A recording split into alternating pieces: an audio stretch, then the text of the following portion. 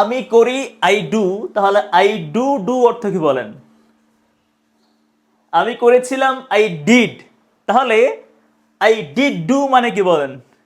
ওকে, এখন আমরা আজকে দেখবো হচ্ছে গিয়ে যেগুলো আমরা এমফেসাইজ করি। দেখেন, আমি করি হচ্ছে আই ডু, তাই না?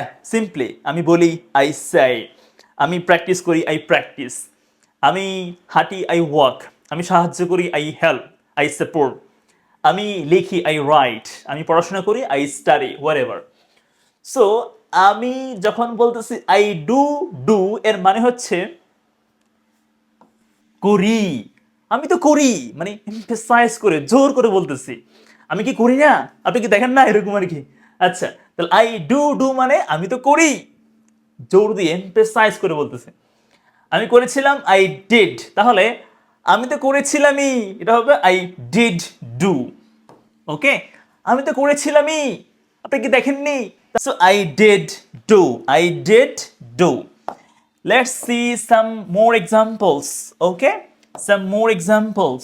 আমি তো তোমাকে ভালোবাসি, জোর দিয়ে বলতেছি, তাহলে বলতে হবে I do love you. I do love you. এটা এমফেসাইজ করে।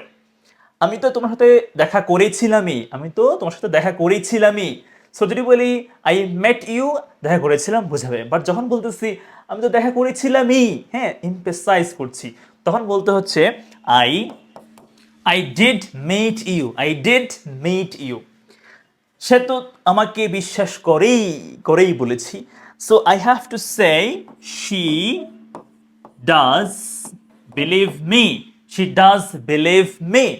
আচ্ছা, তুমি তো তাকে জিজ্ঞেস করেছিলেই। So we should say in English, you did ask him. You did ask him, right? জিজ্ঞেস করেছিলেই। আচ্ছা, যদি বলি সে আমাকে বিশ্বাস করে, সিম্পলি বললে কি হবে? she believes me হবে। বাট যখন বলছি বিশ্বাস তো করেই, তাহলে she does believe me, does believe me। আচ্ছা, যদি বলতাম তুমি তাকে জিজ্ঞেস করেছিলে, এটা হচ্ছে you asked him। বাট যেহেতু বললাম জিজ্ঞেস করেছিলেই, you did ask him, right? Very emphasise করছি আমি এখানে। এখন একটা প্রশ্ন করি, প্রশ্ন হচ্ছে এটা, আমরা তো বাড়িতে এসেছিলামই। হ্যাঁ, এটা কি হতে পারে ইংলিশে? আমাকে কমেন্ট করে বলবেন এটা ইংলিশে কি হতে পারে। ওকে, আমরা তো বাড়িতে এসেছিলামই। আচ্ছা, so I hope that the lesson is very clear to you.